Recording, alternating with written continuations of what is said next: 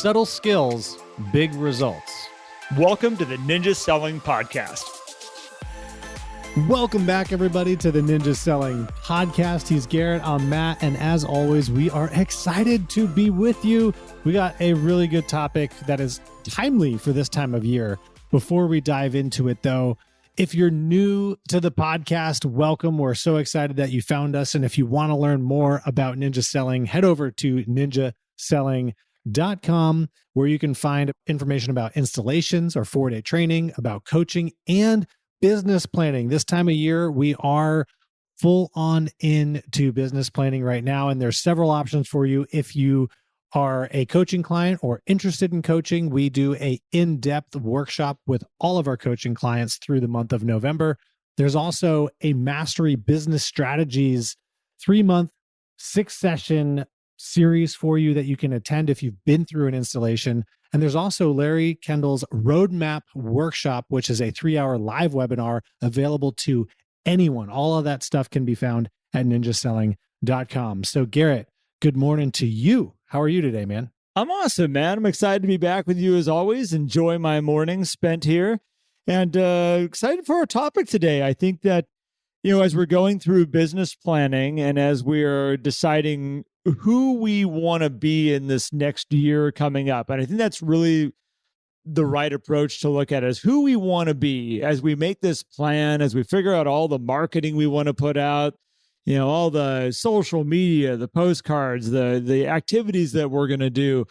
All of this is our chance to develop either stronger who we are, or sometimes I will watch people make plans that are based completely off of somebody else because we've seen other people's successes. We've seen other people's wins. And we go, oh, you know what? I'm going to do that because obviously it worked for them. I'm going to do it myself. And Matt, what I want to really dive deeper into today with the time that we have together is we need to understand that the number one gift that we have to give is who we are as ourselves. Mm-hmm. And sometimes we overlook it. Sometimes we try to be somebody else completely. Like we're like, man, if I could only not be me and be somebody else, I would be successful. And I actually think it works against you. I think it's actually one of those things that can really kind of harm your business, especially a relationship business that we're building here. Definitely. Because it's real hard to be somebody else and be fake all the time, like not truly be you. And it's a lot of work. So Matt, that's where I was hoping we could go today. Yeah, it's funny. I was actually thinking about this when I was running this morning, Garrett, and unrelated, didn't know that this was going to be the topic we were going to chat about today. But I was just thinking about all of the training courses and things that exist in the entrepreneur space, like, hey, do this. This is the right strategy. This is the right strategy. And I was like, that worked for that person. Will it work for me? And in some cases it might, but a lot of the times it's because that person was authentically them. And now they're trying to teach or train somebody their authenticity to someone else, when it's like, man, if you can show up as yourself and be you, you're going to see way better results. And particularly right now, the reason why I think it's timely is there might be some people who are thinking, hey, what's the little thing that I can do right now to just boost business for the next 2 months? Because year end is coming up and I need to do it.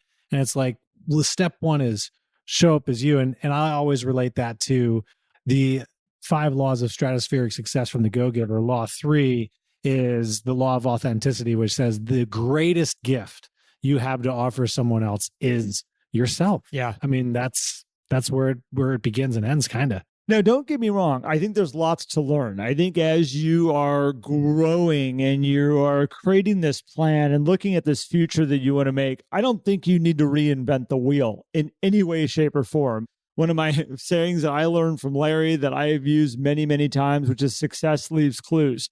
And there are elements that you should look at and say, okay, there's a way to use social media that works really well. There's a way to run ads out there that works really well. There's ways to write descriptions for properties and to do videos for properties that works really well. There's that element, and then you can say, well, how can I make it me? How can I make it so it has my energy, my touch on it, and it's not me just duplicating somebody else's stuff? That's where the real work comes in. I mean, I think that, at the end of the day, it does take work to build a business. It does take work to create the results that you want to create. It does take work to have a business that people look at and they go, wow, how in the world did they make that be that amazing at that level? And usually it's because they didn't find just something and flick the switch when like, just plug that in. It works. It worked for 10 other people. It's going to work for me. They've customized it. They've made it themselves. They've tweaked all the knobs and the dials, and they've really honed that thing down. And here's the important thing is somebody else needs to be able to see it and go, that's Matt Benelli. Yeah. Like, how cool is that he's put this out, did this, that has this new thing he's doing. And man, that resonates with him. And if you can create that for the people that are looking into your business and watching what you're doing, that is the secret sauce. If they look at it and go, well, what's Matt up to? Like, I don't know. Like, I've even seen people go like, oh, that's too bad. I wonder if his business is doing okay. So like, you have obviously went to a conference, you have bought something, and this is not at all who you are. And it happens. I've seen it happen many times. It does. And it's okay to change things. But I think, particularly if you're the tactics and strategies and all of that stuff, those things may change from time to time, particularly as new tools and technologies get introduced into your world. But the first question I always start with people when they're like, I need to go find something new. It's like, well, are you applying yourself to what you already have available to you? The current tactics and strategies and actions that you're either doing or not doing, are you bringing your full self? Because if you're not, it's going to be hard to switch to something else. It's just going to be another thing that maybe you do for a little bit and then falls off. And that's really the unfortunate thing when you see people start something like, ooh, all of a sudden they're starting this thing and then they fall off because it wasn't authentically them. It wasn't them to begin with. Which is okay. And I think this is the other thing. Don't judge other people who are trying out new things. Oh, you can judge Matt. You have some level of judgment. But when it comes to your business, it's if you can show up and we see it time and time again, particularly with Ninja, right? People who apply the Ninja, but you can look at any other system, right? The people who show up authentically as themselves. And part of that means detaching yourself from what's going on, right? You're not showing up with trying to create something where you need, like it's that commission breath we've always talked about, being attached to the outcome. The most successful people who are able to bring themselves are the people who aren't attaching themselves to an outcome. Don't you see that, Garrett? Oh, 100%. That thought of don't get attached to the outcome is that, I think a lot of times, especially with trying new things and creating a new persona a little bit, or maybe adding on to your persona, sometimes we look too fast for results. We look at it and we go, was that a win or was it a loss? And you can cut things out really fast. Even though it feels good and you're really enjoying it and you really like it, you're just like, it's not giving me the results that I want. And I think that's let go of the outcome and lead with your heart, give great information, give great value. And I want to go back real quick to the whole comment. I was kind of joking about you can judge. I think it's great when people step outside the box and try something a little bit different and go, what if we did try some of these videos here for a little bit just to see how they feel? Like, I've never done TikTok before. Like, what if I made some TikTok videos and put them out there to the world? And there's nothing wrong with trying some of these new things. And as you find your own pace, all of a sudden you're going to go like, ooh, this feels really good and I can continue to do this long term. And you might have that point of going like, I'm really not enjoying this all that much. Like, this is not fun for me. And you'll phase it out and you'll bring something else in. Man, we did this with the podcast when we first started it. We were like, okay, well, let's start this thing, which is a podcast. And, does it feel authentic to us? And we would record a couple episodes and we're like, no, that wasn't it. That didn't go down the right way. It didn't feel good for us. You would try something and I would be like, no, I would try something. You'd be like, that really didn't go over quite right. And then all of a sudden we found a groove. And then it would have been very easy to go, yeah, we're not really getting the listenership for the time and energy that we're putting in right now. Like, is it really worth it? Is it not? But because we enjoyed it so much, like we were so excited about like what we were doing, and we let go of the outcome, I think is where we kind of sit today, kind of going like, well, this is an interesting thing that this grew into. Yeah. But I think that's how you can approach a lot of these things as you're implementing new stuff, putting new things. And we weren't trying to be any other podcast. We weren't trying to be like any other person that's running a podcast. And I think that in your own business, this is how you have to approach these pieces. I know of other podcasts. I've listened to other podcasts, and I could have easily been like, we need to duplicate that one because it's successful. And that's a really difficult thing to do. Really tough. It is. And I think there's always going to be trial and error in anything, particularly if you're trying new things. And it's like, how do I bring myself to this? And I have a client that I've been working with, and he's doing an event. His first like big client appreciation party. He's really nervous. He didn't really want to do it. It's kind of really outside his comfort zone. And it's going to be an experience to see if this is something he enjoys and wants to do again another time. He's like, I feel like I should do this. I feel like I should kind of exit my comfort zone.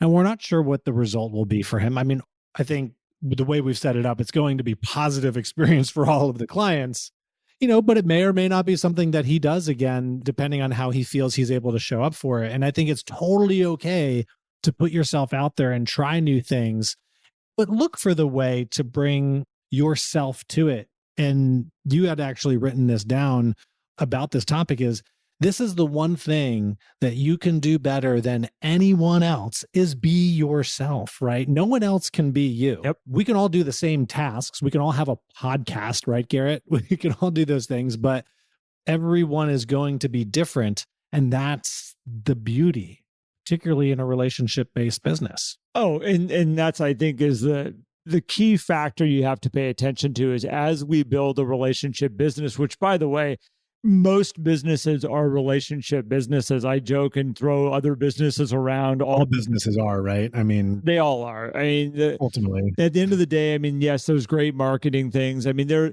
I could look at it and say, okay, there's some massive, like, let's say Cisco systems for a second. Like, there are products I use by them and things like that. And I have no idea. I don't have any relationship with anybody that says Cisco systems. They have their relationships with their suppliers, their vendors, right? It's there. They know who their real customers are at the end of the day that make their business work and that they have to build their relationship. Every business at some point in level has relationships built into it and are strong. And again, if I say this, I've said this a lot, is that people's BS meters are really high. And that's a Gary Vaynerchuk thing saying, but people's BS meters are really high. And what I love is you're talking about your gentleman that's throwing his first event. The cool part is him throwing himself into a situation that's uncomfortable and saying, let's learn. And there's so much learning that goes on in that moment of trying something new, not knowing necessarily it's going to be an absolute whopping success.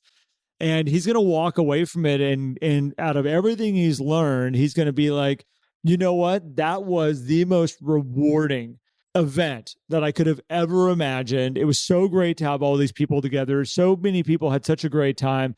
This is now part of me going forward. This is now an annual thing I'm going to do.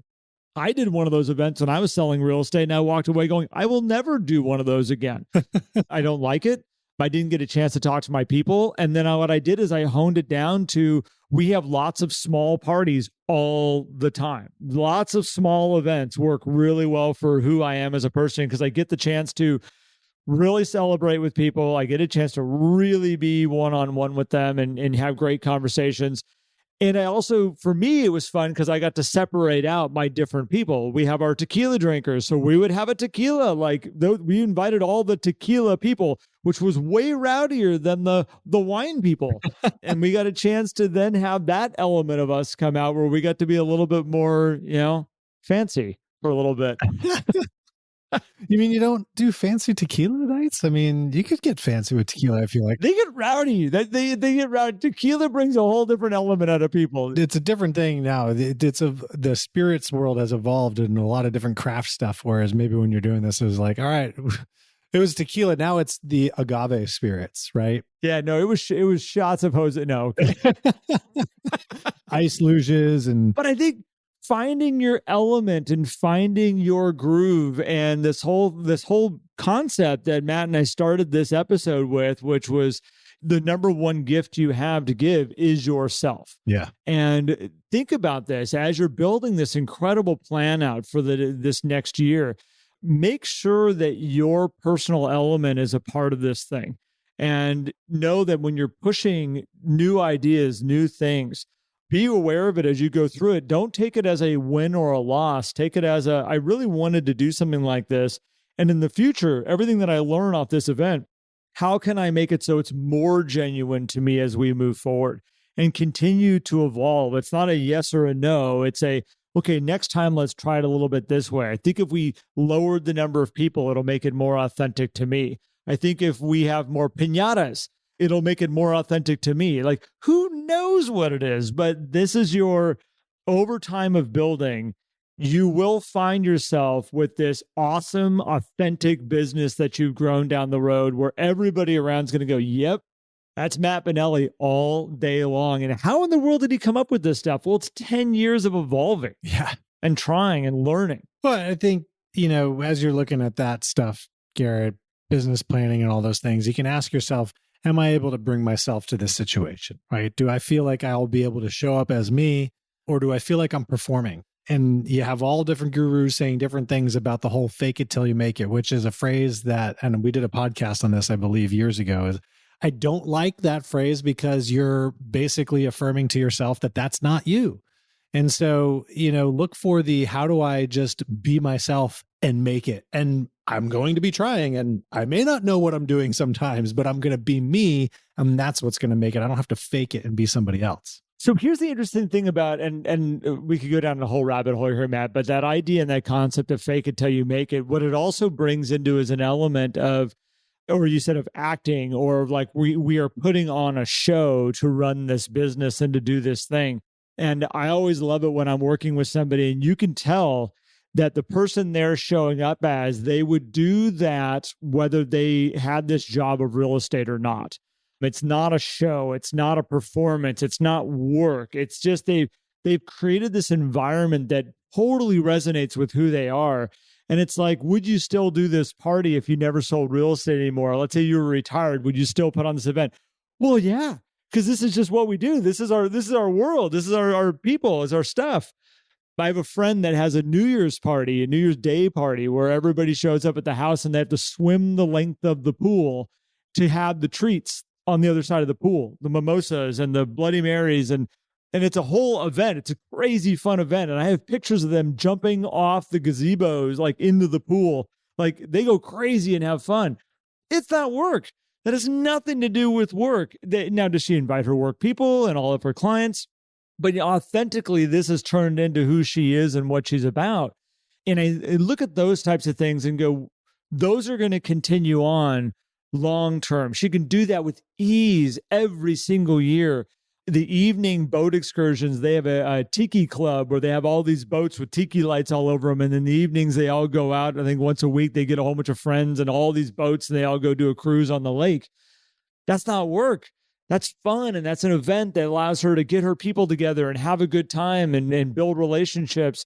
And she's not having to perform. And Matt, when you said, like, if it's a performance, those are those things that at some point you're going to have this little voice in your head going, oh, thank goodness I never have to do that again. Yeah.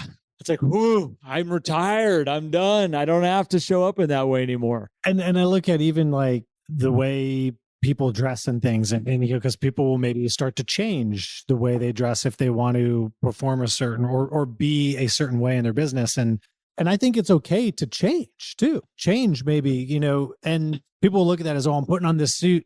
I better fake it till I make it. If you chose to wear that suit and that's what you like doing, then you're not faking it. You're just being the newer version of you. And yes, there are maybe a little bit of nail guns going on in the background, but I'm making fun of Matt while he's talking because you can hear the nail gun in the background. Matt is not building and doing a podcast at exactly the same time. He actually has some people helping him out. Could be.